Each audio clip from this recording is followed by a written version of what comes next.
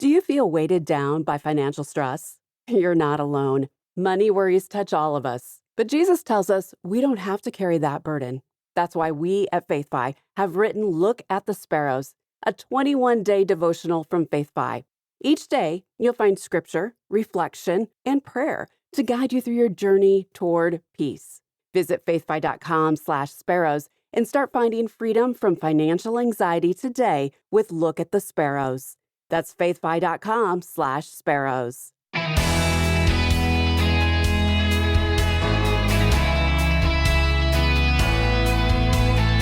Many people would consider frugality to be a Christian virtue, but is it really? Hi, I'm Rob West. We often equate frugality with stewardship, but they're not exactly the same thing. Today, we'll explain why. Then it's on to your calls at 800-525-7000. That's 800-525-7000. This is Faith and Finance, biblical wisdom for your financial journey. Now, just so you know what I mean by frugal, I'm talking about being careful with your resources. Someone who's frugal saves their money, spends less than they earn, and is economical in their financial choices. Maybe that's you, or maybe you're married to someone who's a conscientious penny pincher. Being frugal can demonstrate virtues like self-control and patience. And of course, we've all heard Benjamin Franklin's quote, "A penny saved is a penny earned." Here at Faith and Finance, we do recommend saving for the future, paying down your debts, and avoiding overspending. So is there a difference between just being frugal and the financial stewardship we talk about so often? I'd say there is. You see, frugality alone doesn't lead to true peace. From a biblical perspective, we aren't the owners of our money and possessions. God is. As Psalm 24 reminds us, the earth is the Lord's and everything in it. Recognizing Christ's lordship over our finances shifts the focus from mere numbers to the condition of our hearts. Here's what Jesus said about this in Matthew 6. "Do not lay up for yourselves treasures upon earth, where moth and rust destroy, and where thieves break in and steal. But lay up for yourselves treasures in heaven, for where your treasure is, there your heart will be also." So being extra careful with your money may help you lay up treasures on earth, but the eternal rewards Jesus speaks of come from a different approach. They come when you surrender your needs and desires to God, embracing your role as a steward of His blessings. It's all about perspective. Frugality can be a tool for faithful stewardship, or if pursued for its own sake, it can lead to selfishness, greed, and pride. So how can you tell if you've gone from solid stewardship to frugal foolishness? Well, here are some signs. Do you spend hours being frugal every week? Maybe you're into clipping coupons, driving around to get the best gas prices, or searching the internet for deals on necessities. In other words, has frugality become an obsession? Do you go without things you need just to save money? Maybe you're like the person who sleeps on the floor just to avoid spending money on a bed. Another red flag is hoarding, stocking up on items just because they're a good deal, leaving closets overflowing with toothpaste or toilet paper, or holding on to things indefinitely just in case. This mindset can signal a deeper issue, a struggle to fully trust in God's provision. Do you compromise your safety in the name of frugality? Choosing to eat expired foods or use prescriptions past their expiration, all for the sake of saving a few dollars, can actually put you and your family in danger. If you think about frugality as a competition or feel pressured to do it, you may have the wrong attitude.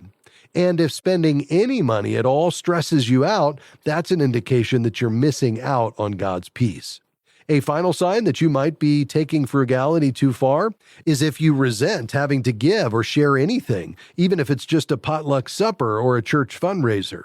The fact is, God calls us to be generous. If penny pinching kills your generosity, well, you're missing out on God's blessings. Hebrews 13:16 reminds us, "Do not neglect to do good and to share what you have, for such sacrifices are pleasing to God."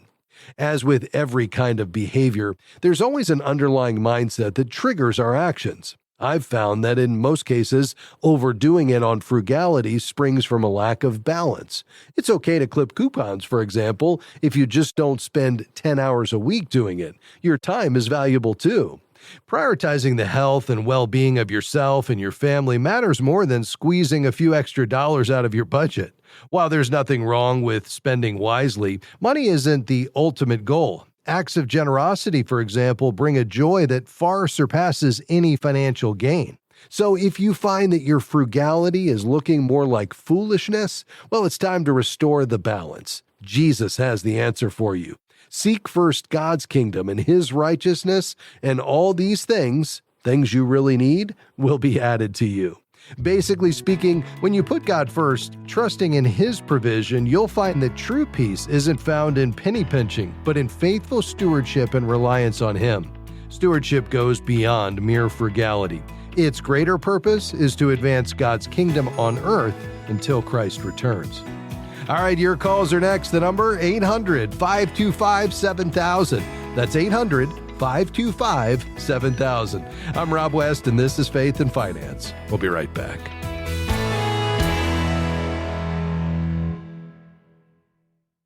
Financial fear is real, but so is God's promise to provide. At FaithFi, we know the daily stress of money can overwhelm your heart, but Jesus reminds us to look at the birds of the air. They don't worry, and yet our Heavenly Father feeds them.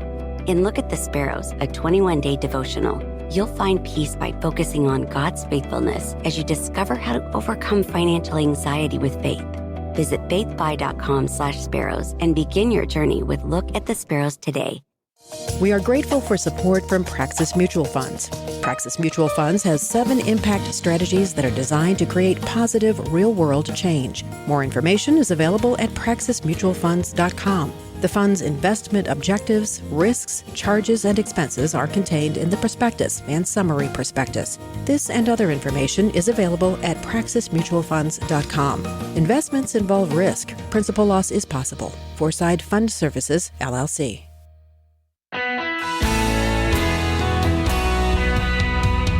So glad you're with us today on Faith and Finance, helping you live out of a biblical worldview as it relates to this program in the area of financial decision-making. Yes, that's right. You and I are stewards of the King of Kings resources. We want to help you get that right each day. So what questions do you have in your financial life? You can call right now, 800-525-7000.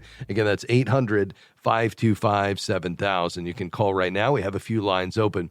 Let's go to New Jersey. Pedro, you've been waiting patiently. Go ahead. How are you? God bless, Rob. Thank you, sir. I am calling you and reason because I've been trying to open a Roth IRA. I get stuck in some of the questions they ask. I do not have a 401k. I don't have a pension, but I have that I pay my house off. My house is paid off for about 10 years. Thank God for that. An emergency fund, I do have that. I had opened the CDs listening to you, but I've been stuck on the Roth IRA, and I don't know how to go about it. Okay. The questions they be asking me, it's like limited margin. We like to limit the margin. We like to add the option trading features. And last one, we like to enable this account for trading or think or swim, something like that. Okay. Yeah, I'm not sure about the last one. You definitely don't want margin, so that would be a no, and you don't want options. That would be a no. We're talking about just kind of plain vanilla investing here, and those are a little bit more sophisticated strategies. So what I would do is one of two options. One is you could open that Roth IRA without the margin and the options, or you could use what's called a robo-advisor, which is a very simple kind of turnkey way to invest that uses the indexes. So you answer a series of questions. It decides what percent you want in bonds, what percent you want in stocks, what percent global and domestic. It makes all those decisions for you.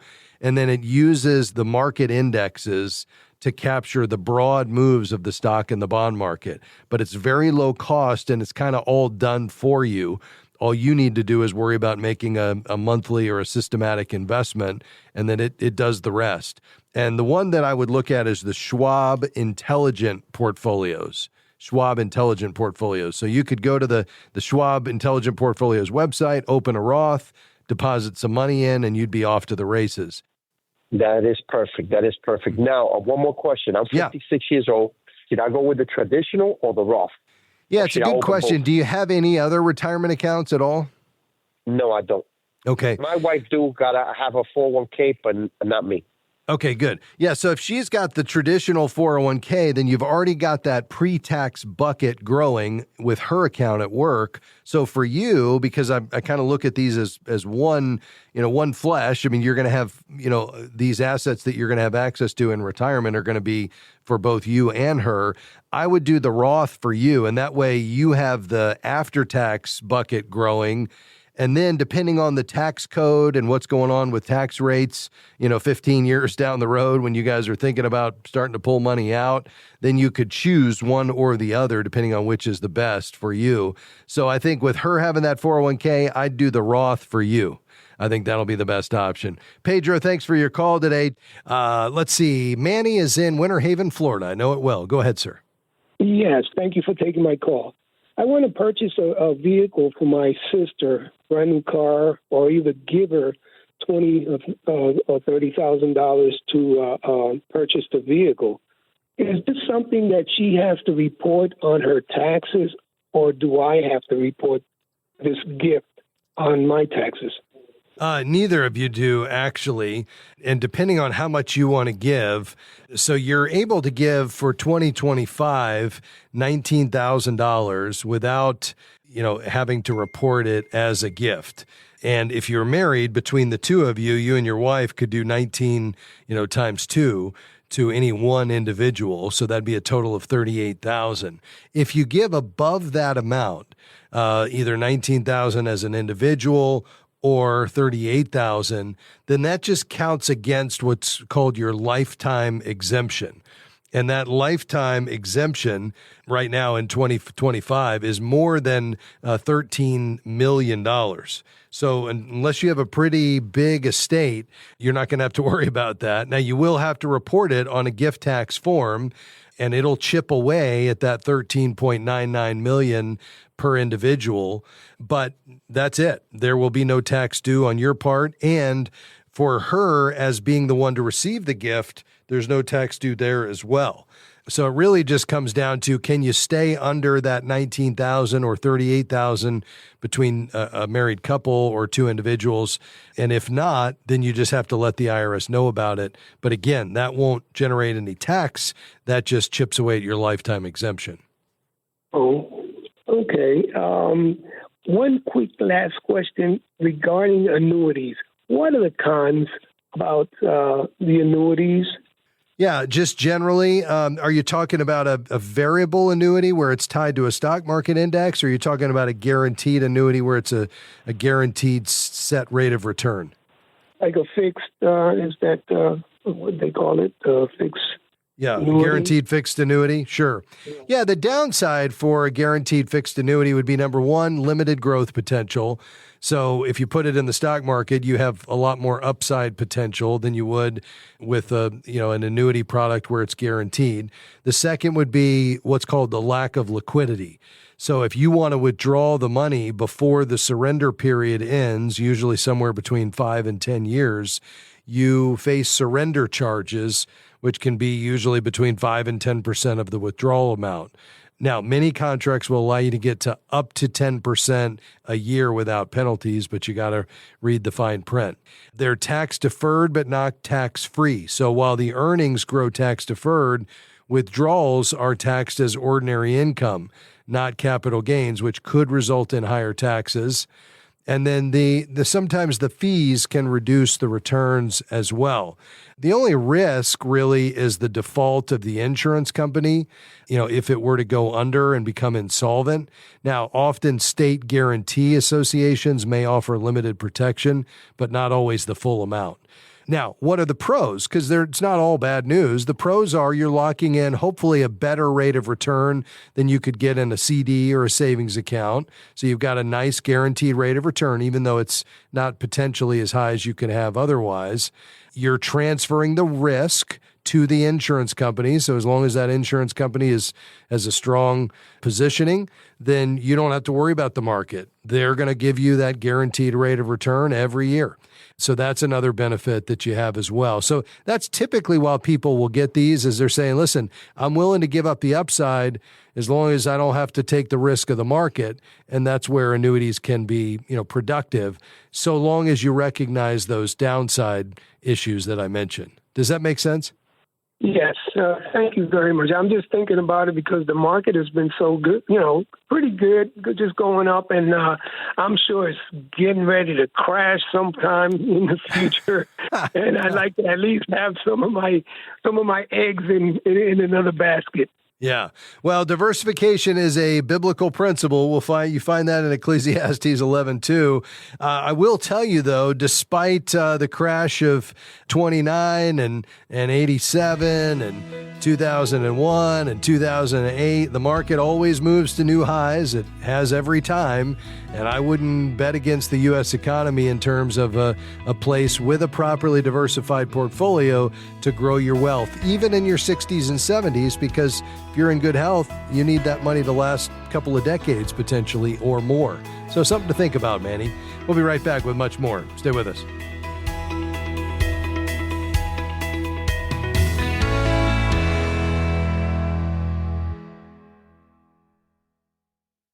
As a faithful listener of the Faith and Finance program, you know that there is life-changing financial wisdom in God's Word to meet all your needs. More than anything, FaithFi is here to help you and millions of others see God as your ultimate treasure. As a nonprofit, we're grateful for our partners that help expand our outreach every month with their generosity. Has God provided financial answers for you through this ministry? Please consider becoming a monthly partner by visiting faithfi.com and clicking Give.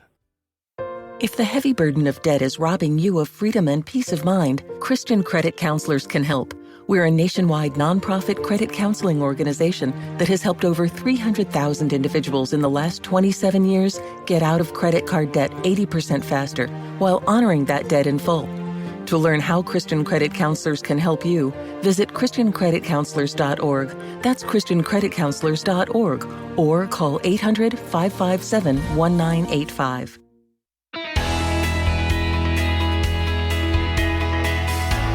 Great to have you with us today on Faith and Finance. I'm Rob West. Let me take an opportunity to remind you of the FaithFi app. Now, in the app, you will find, of course, the money management system where, based on Larry Burkett's tried and true envelope system, you can manage your spending plan using our digital envelope system. That's right, Julie and I use it every day, and we always know where we stand in every one of our envelopes at any moment.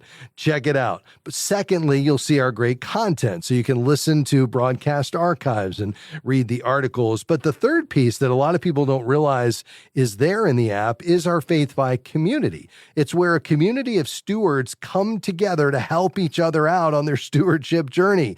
They're asking questions and answering others' questions. They might be related to using the FaithFi app, or they're just general questions about being a wise steward. I saw one the other day about money and marriage, another one about retirement plans, another one about credit scores. So it's easy to jump into the community. You'll first create your FaithFi account. That's free. Just go to faithfi.com, and then you're going to want to download the app. It's the easiest way to access the community. You can do that in your app store. Just search for FaithFi, Faith and Finance, or head to our website at faithfi.com and just click app.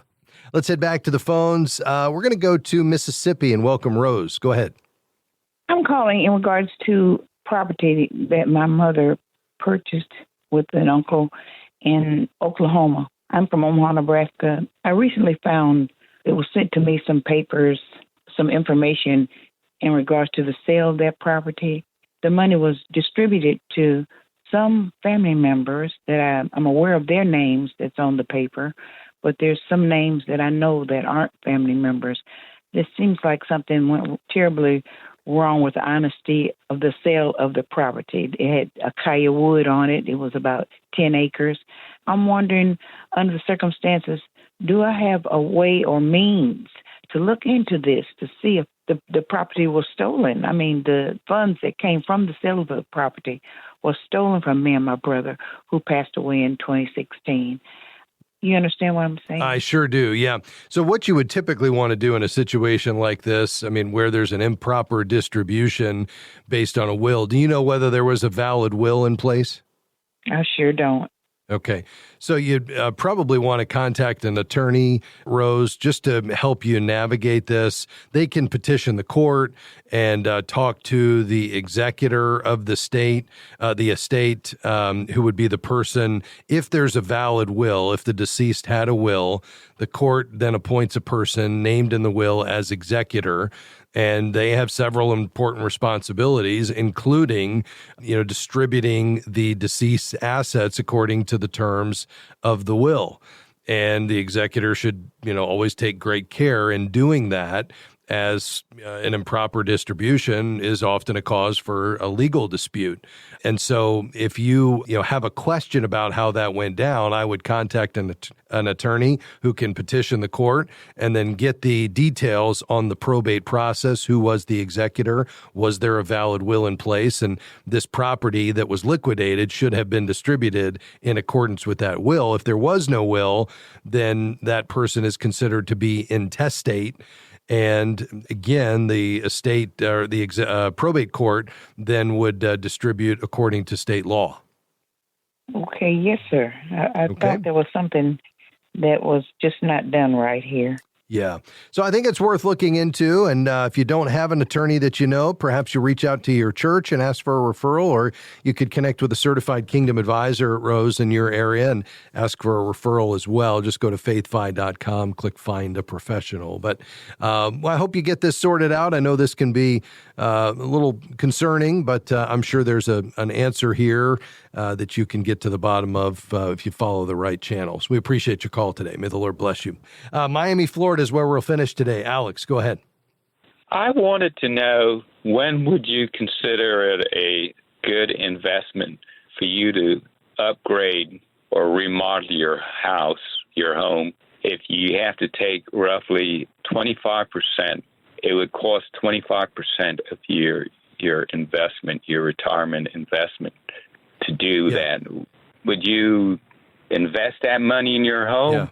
Yeah. It would increase the value for home? Sure. Well, I think there's two considerations there. The first is it's less about the percentage, and it's more about the starting value, right? So if you had over accumulated and you've got more than you think you'll need to sustain you for the rest of your life, then it's not a big deal to take 25% of that and put it toward improvements. If you don't feel like you've saved enough, putting 25% into your home, even though it's going to improve the value, you typically, depending on what the renovation is, you're only going to get back somewhere between, 40 and 80% of what you put into it, typically.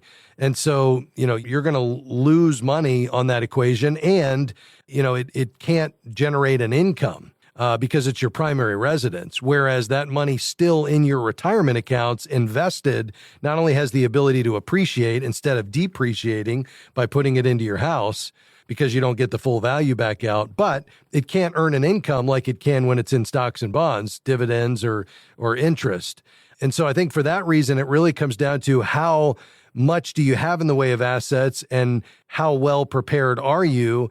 Because if you're right on the edge, I would say, no, it's probably not the season to just, take 25%, put in the house. You'd probably be a little more judicious about how much you pull out and when, just to make sure you keep this money growing for you, earning income, and helping you to cover your lifestyle expenses alongside Social Security or whatever else you have. Does that make sense? It definitely does. Thank you very much. Okay. God bless you, Alex. I would say, just in closing, perhaps put together that retirement budget. Maybe you've already got it. I would look at what guaranteed income sources you have, Social Security, whatever else. And whatever's left, you have to solve for with your assets through a withdrawal rate. And if you have to take more than 4% to solve that, then you're probably not quite there in terms of what you at least need on paper to be able to fund your lifestyle. if you're well beyond that and you can, you don't need to take anything every month, or you're taking less than 4%, you probably got a little bit of cushion there, and maybe you can put that into the house. I hope that helps. God bless you. Well, folks, that's why we do what we do here on the program each day. This is important stuff, not because I have a lot of brilliant ideas, but because God's Word does, and you and I have been tasked with a really important job, responsibility, and that is to manage or steward the King of Kings resources. Let's get that right. Let's do that together.